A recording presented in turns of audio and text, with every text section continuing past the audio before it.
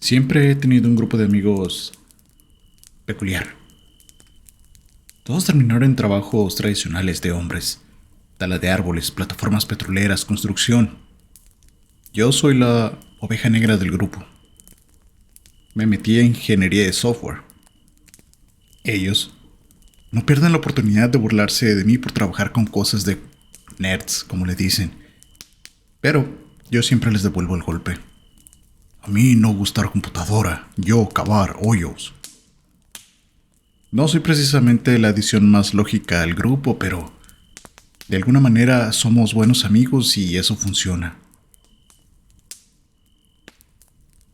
Un día, estábamos allí en un bar, en una de esas raras ocasiones en que todos coincidimos de nuevo en el pueblo, emborrachándonos y contando historias de horror del trabajo. Uno habla de cuando explotó la parte de su plataforma petrolera y murieron 3 personas hace unos años. Danny, que es literalmente leñador, cuenta cómo vio un tipo trabajando a menos de 3 metros de él perder el brazo de un tirón por una línea de troncos. Un rápido zip y la extremidad salió volando. Dice que sostuvo una camisa en contra de la herida mientras el hombre se desangraba, balbuceando y quejándose de dolor hasta que llegó el helicóptero. 2 horas demasiado tarde. Mientras tanto, yo estoy ahí sentado, sabiendo que tengo una historia para contar. Pero este no es el tipo de historia que normalmente contarías a un grupo de amigos medio borracho. En realidad, no es el tipo de historia que le contaría a nadie. Es de esos recuerdos realmente inquietantes que sientes que, si lo dices en voz alta, podrían cobrar vida, como si al contarlos los alimentaras y los volvieras más reales. Lo llevo guardado en el fondo de mi mente como un animal peligroso enjaulado, sin siquiera considerar soltarlo, hasta ahora. Todos ya dijeron algo y yo sigo ahí sentado, viéndome como el protegido, el obvio. Así que ignoro esa voz en mi cabeza que me dice que no lo haga. Ignoro de igual manera la sequedad en mi garganta. Y yo les digo, yo tengo una historia hoy. Con la voz entrecortada, ellos me miran sorprendidos y yo mismo me sorprendo con sus expresiones, entre dudosas y divertidas, que dicen claramente, a ver, cuéntala. Y eso es lo que hice. Trabajo desde casa, en unos 30 acres de terreno a las afueras de un pequeño pueblo en Alaska. Vivo solo. No tengo hijos. El pueblo donde vivo es un pueblo universitario, apenas una pequeña universidad de artes liberales, con unos pocos cientos de estudiantes, pero esto es sin duda el corazón del lugar. El campus es enorme y la belleza natural de la zona es uno de sus mayores atractivos. El territorio de la reserva indígena colinda con el campus y la tribu básicamente actúa como guardabosques de los cientos de kilómetros de senderos. Mi terreno limita con el campus por el otro lado. Un día, estoy en la orilla de la parte más despejada de mi propiedad, justo detrás de mi casa, a unos 200 metros. Estoy regando unos cultivos elevados cerca de la línea de árboles, disfrutando del calor del sol. Cuando pasa algo raro. Escucho un sonido en el bosque, como una grabación de alguien hablando desde varios cientos de metros adentro, como cuando alguien habla a través de una mala señal de teléfono, donde solo llegan fragmentos de palabras y el resto es puro ruido. Pero aún así, puedes decir que deberían de ser palabras. La de tra un ti to. Me quedo ahí, escuchando. Curioso, pero no asustado realmente. Ni siquiera cerré la manguera. Creo que, viéndolo en retrospectiva, eso explica por qué tardé tanto en tomarlo en serio. Las cosas así, las cosas sobrenaturales pasan de noche, en lo profundo del bosque, no en una tarde en tu propio patio. Unos momentos después, tal vez unos 30 segundos, el sonido se detuvo. Entonces, sí cierro el agua, tratando de averiguar si realmente paró o simplemente se alejó. Nada. Al final lo archivo como una rareza menor, algo que quizá mencionaría después en una conversación casual o más probablemente olvidarme del asunto. Ese fue mi primer error. Un par de semanas después, estoy caminando por la parte trasera de mi propiedad, en uno de los senderos que empecé el verano pasado y que ahora está bastante invadido por la vegetación. Voy caminando, distraído bajo la sombra de los árboles, disfrutando del clima perfecto de mediados de verano, cuando ese sonido extraño vuelve a aparecer en la distancia. Ese balbuceo humano distorsionado. El bosque a mi alrededor, sin embargo, está extrañamente silencioso. Yo no soy alguien que tome muchos riesgos. En general, prefiero parecer paranoico a terminar muerto. Así que me doy la vuelta con calma y comienzo a regresar hacia la entrada del sendero, sin correr, sin querer provocar a ningún posible depredador. ¿Qué demonios estaría haciendo ese sonido? Decido que cuando Dani venga, en 2 semanas, lo traeré conmigo para investigar. 2 semanas después estoy de nuevo en la entrada del sendero, solo, porque Dani me dejó plantado. Le dije que si me moría, iría directo a su departamento a joderlo como un fantasma. Pero fuera de bromas, me quedé mirando el sendero, aparentemente inofensivo, y me preparo mentalmente. Reviso mi mochila, spray para osos y un cuchillo Buck completamente nuevo que no sé usar. Eso solo fue un sonido, me digo, y empiezo a caminar. Después de 1 hora a varios kilómetros dentro, escucho las primeras señales de ese sonido a lo lejos, quizás a unos 100 metros, fuera del sendero. El bosque, sin embargo, sigue moviéndose con esa vida familiar y tranquilizadora, así que continué. Conforme me acerco al origen, llevo la mano al mango del cuchillo. A unos 6 metros, el origen del sonido no es evidente al principio. El mismo flujo de palabras incoherentes, pero con un leve tono diferente. Entonces, miro hacia arriba y veo un pequeño altavoz negro sujeto a un árbol a unos 3 metros de altura. Me detengo. Pintado en blanco está el nombre de la universidad y las palabras Departamento Forestal. Ah, una pista, me dije, y una explicación lógica, y yo todo paranoico. Más tranquilo, convencido de que no tendré que apuñalar a nadie ni embrujar un apartamento, regresé a casa. Durante un día lento de la semana siguiente llamo al departamento forestal de la universidad. Pido hablar con el decano. Aclaro que no soy estudiante y que nadie sabe que estoy llamando. El decano me contestó con voz aburrida, pero agradecido de tener algo que hacer.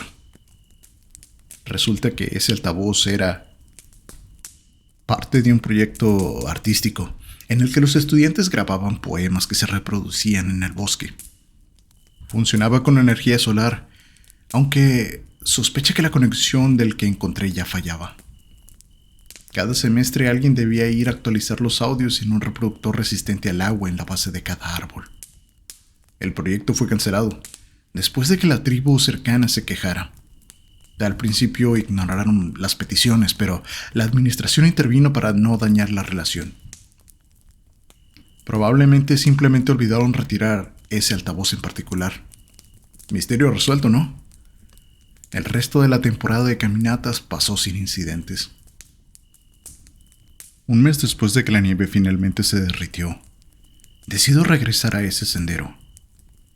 Esta vez llevo equipo para acampar y planeo pasar la noche cerca de mi punto de retorno, a unas horas de distancia. Casi paso de largo junto al altavoz. Ahora está completamente en silencio. Me detengo un momento a revisar la electrónica, pero no hay nada a simple vista. Las conexiones desgastadas parecen haber cedido durante el invierno. Sigo caminando.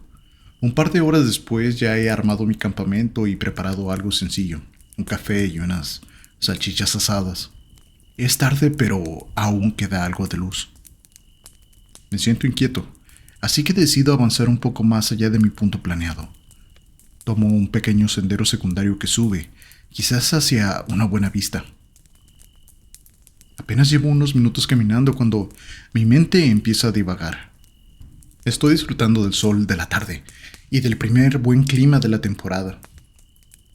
Maldita sea, está perfecto, pienso. Y después escucho de nuevo ese sonido, inquietante a la distancia. Me detengo en el sendero y mi cerebro tarda un segundo en procesarlo, como algo fuera de lugar. Ese sonido distinto. Incluso la distancia se percibe de mejor calidad que el primer altavoz. Me acerco, desviándome un poco del camino para distinguir mejor las palabras. No tiene esa distorsión, así que puedo entenderlo con claridad. Es la voz de una mujer, leyendo poemas tal como dijo el decano. Menos inquieto de lo que ya había estado antes, decido sentarme en una roca cerca del altavoz, sacar agua y tomarme un descanso. Estoy ahí, escuchando los sonidos del bosque y la voz que recita esos poemas familiares. Aún así, se siente un poco extraño, y después de unos minutos, decido que es hora de seguir. Guardo la botella en la mochila y me levanto. Entonces, es cuando escucho la otra voz. Alguien cerca está balbuceando palabras sin sentido. Me pongo alerta, curioso, pero todavía no asustado. Tiene una especie de entonación extraña, como el ritmo natural de una frase pero colocado en lugares equivocados. Como si alguien convirtiera palabras al azar en preguntas. El tipo de sonido que te haría reír si no estuvieras en el medio del bosque, solo, a kilómetros de cualquier ayuda. El bosque a mi alrededor muere en silencio, como si alguien hubiera apagado un interruptor. El sonido comienza a acercarse entre la maleza espesa frente a mí. Me quedo completamente inmóvil, escuchando ese ruido absurdo, como la voz grave de un bebé gigante, y murmuro sin darme cuenta. ¿Qué demonios es? Veo apenas un destello moviéndose entre los arbustos, y el trance se rompe. Mi mente consciente se va al fondo y mis instintos toman el control. Me lancé a correr de regreso al sendero. Ya estoy corriendo antes de que siquiera pudiera entender de qué estoy huyendo. Y entonces me golpea una revelación. Una ola fría, aplastante. Tropiezo. Todo en mi mente se mueve lento, como si mis pensamientos estuvieran formando gota a gota justo antes de caer. El pecho se me cierra y tomo aire de golpe. Era una mano alargada, grotesca, extendiéndose desde la maleza. Un cuerpo que coincidía con esa voz deformada de alguna manera. Y entonces lo escucho otra vez, esta vez en el sendero detrás de mí. ¡Qué demonios! Era como si hubiera aprendido una frase por primera vez y estuviera probándola, pero en un tono extraño, casi suplicante. Mierda. Seguí corriendo. Apenas si toco el suelo, mis pies vuelan sobre el sendero estrecho mientras las ramas me golpean al pasar. No pienso, no siento, solo huyo. Cuando finalmente llego al claro donde está mi campamento, mis nervios están al límite. Me detengo, avanzando con cuidado, la mano cerca del cuchillo. Veo la tienda bajo la sombra, la entrada entreabierta, y me quedo mirándola. Empacar todo me tomaría al menos 10 minutos. Lo consideré medio segundo y no. Vuelvo a moverme, retomando el sendero principal. Mantengo un trote constante hasta que me detengo en seco, porque no escucho nada. Nada en absoluto. Ni pájaros, ni viento, ni insectos. Solo silencio. Un silencio antinatural, sofocante, como si me hubieran encerrado dentro de un frasco gigante. Un segundo hay vida y al siguiente, nada, vacío. Me quedé congelado.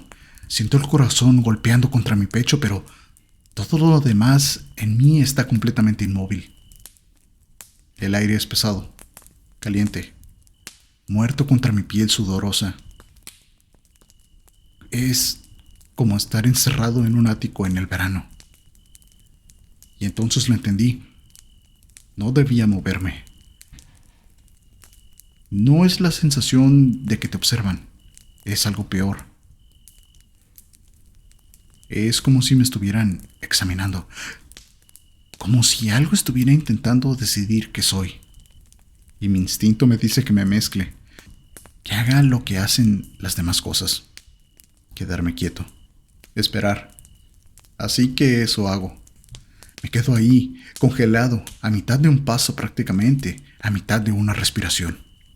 Sin parpadear, sin mirar a mi alrededor, como un maniquí. Como si algo estuviera del otro lado observándome detrás de rendijas, tratando de decidir si soy real o solo algo fingiendo serlo. 10 segundos. 20. Mis pulmones arden. Mi corazón golpea con desesperación. Y entonces se rompe. Su atención se desvía. A lo lejos, comienzo a escuchar las hojas moverse lentamente. El sonido poco a poco regresa. No como un solo movimiento, sino como un suspiro colectivo del bosque. La vida vuelve de golpe, envolviéndome otra vez. Me doblo, apoyando las manos en las rodillas, soltando el aire de golpe. El resto del camino de regreso es un pánico contenido. Me sobresalto con cada rama que cruje, pero me obligo a mantener la calma. No puedo correr para siempre, caminando rápido durante horas hasta que cae la noche, y finalmente regreso a mi propiedad. En el bar, todos están mirándome completamente inmóvil. Nadie ha tocado su bebida en minutos. Yo tiemblo, pasándome las manos por el cabello. Fue como tener un arma apuntándome, una que no podía ver pero que sabía que si me movía, no estaría aquí ahora. Habría sabido que era real. Y nunca regresé por la tienda, añado mientras doy un trago a mi cerveza. Algunos de mis amigos soltaron risas nerviosas, pero nadie dijo mucho. Todo queda en silencio hasta que pagamos y salimos. Afuera, uno de mis amigos me detiene aparte. Oye, todo eso que contaste, ¿sí fue verdad? Miro el cielo de Alaska, lleno de estrellas. Hay cosas allá afuera que nadie puede explicar, cosas que ni siquiera tienen nombre, y de vez en cuando alguien se cruza con alguna. Los inteligentes, los afortunados como yo, son los que viven para contarlo. Mi amigo asintió con la cabeza y se fue. Pero la verdad es que no les conté todo. No les conté que no era una presencia invisible. Era un monstruo, algo largo, flacucho, retorcido, casi humano. Con forma de hombre, pero definitivamente no era un hombre. Dios me dio 2 regalos ese día: dejarme vivir y mantener esa cosa solo en el borde de mi visión. Hice una investigación incansable después de aquel incidente en el bosque. Descubrí el caso de un hombre sin hogar desaparecido, y el cadáver desmembrado que la policía encontró entre los árboles, o al menos partes de él. También encontré referencias a algo llamado Akadixeti. Una llamada posterior al decano de la universidad cercana me llevó hasta ese término. Y también a conseguir una reunión con el nieto del chamán que había pedido que retiraran los altavoces. Me reuní con él al día siguiente en una cafetería. No sé qué también puedo explicarlo. Yo no lo entiendo igual que mi abuelo, dijo Ida, el nieto. Yo respondo de inmediato, ansioso. Por favor, inténtalo. Comenzó. Sabes que todo lo que está vivo hoy comparte algo de ADN, ¿no? Que si te vas lo suficientemente atrás, todos tenemos un ancestro en común, incluso las cosas muy distintas como los gérmenes. Bueno, yo no creo que los Cadixeti estén en ese árbol genealógico.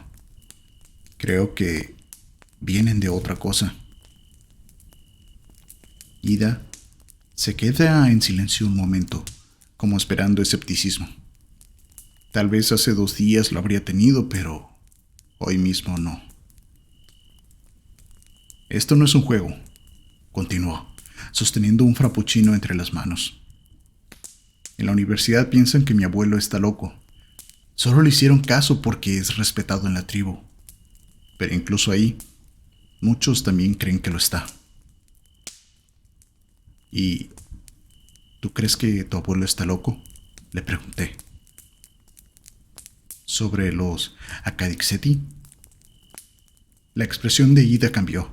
De pronto, la seriedad en alguien tan joven me sorprende. Su mirada tiene un peso extraño, como si cargara con algo mucho más grande que él. No creo que esté loco, porque yo también vi uno. Hice una pausa, recordando. Tenía como 13 años. Estaba en el bosque con mi motocicleta, paseando entre los árboles, yendo demasiado rápido, haciendo estupideces básicamente. Era un niño muy idiota. El bosque estaba bastante despejado, así que podía ver bastante lejos. Y entonces vi un animal tirado en la distancia. Me acerqué. Vi que era un venado. Apagué el motor y dejé que la motocicleta rodara sola hasta detenerse a unos 6 metros. Pensé que estaba herido, porque sus patas traseras no estaban funcionando. Se arrastraba usando las delanteras. Creí que tendría que sacrificarlo, así que fui por mi cuchillo. Y cuando bajé la mano, esa cosa giró la cabeza hacia mí. Pero no lo hizo como un animal normal. No fue que escuchara algo y luego mirara. No. Simplemente giró la cabeza hacia mí, de golpe. Ida se aclaró la garganta, visiblemente afectado. No. Esa cosa no se veía bien. Era como si alguien hubiera intentado hacer un venado sin tener todas las piezas correctas. Todo torcido, alargado, con unos ojos hinchados horribles mirándome fijo. Y sentí que estaba tratando de entenderme, de averiguar qué era yo, sin moverse. Y después de unos segundos, simplemente se giró y siguió arrastrando. «Wow», le dije a Ida, y esta vez sintiéndolo de verdad. Regresé a casa a toda velocidad. Fue entonces cuando mi abuelo me habló de los Akedixeti. Dijo que eran espíritus malignos que nacen en lo profundo del bosque, que se sienten atraídos por señales de vida, ruido, movimiento, cosas así. Y cuando encuentran algo vivo, intentan copiarlo. Pero primero lo desarman. Se me erizó la piel. Una vez que copian algo, buscan más de eso para hacer una mejor copia. No sé por qué. Eso fue lo que me dijo. La mayoría del tiempo son inofensivos, pero a veces uno aparece en la forma de un venado o un perro, y entonces los chamanes van y se encargan. Ida, ¿qué hicieron con el que viste tú? Fueron a buscar un venado, uno real. Cuando atraparon uno, lo llevaron con el Akadixeti. La única forma de matarlos es hacer que copien algo que ya está muriendo. Nos quedamos en silencio un momento, las bebidas prácticamente olvidadas sobre la mesa. Yo vi uno. Digo finalmente. ¿Qué? ¿En serio? Respondió Ida sorprendido. Y creo que sé por qué tu abuelo quería que quitaran los altavoces. Aquello que temía pasó. Ida frunció el ceño. ¿De qué estás hablando? Hay un Akadixeti humano allá afuera. Unas horas después, estamos de pie en el inicio del sendero detrás de mi propiedad. El atardecer ya cae y queda apenas unas horas de luz real. Cerca de nosotros hay un grupo de hombres de la tribu de Ida, chamanes, hablando en voz baja entre ellos. Detrás, una docena de mujeres y niños observan en silencio. Algunas de ellas están llorando. Ida, ¿qué está pasando? Le pregunté en voz baja. Él me hace un gesto de que espere, justo cuando el círculo de chamanes se disuelve. Un hombre mayor, de unos 60 años, que asumo es el abuelo de Ida, camina hacia nosotros desde la entrada del sendero. No se detiene a hablar, solo asiente levemente con la cabeza al pasar y continúa su camino, bosque adentro. A pesar de su edad, hay una fuerza tensa en su cuerpo, algo firme, peligroso. Lleva un atuendo de plumas y pintura de guerra, y en su cinturón puedo ver una daga de piedra, tallada con detalle. Lo observo alejarse entre los árboles, hasta que ya no queda nada de él.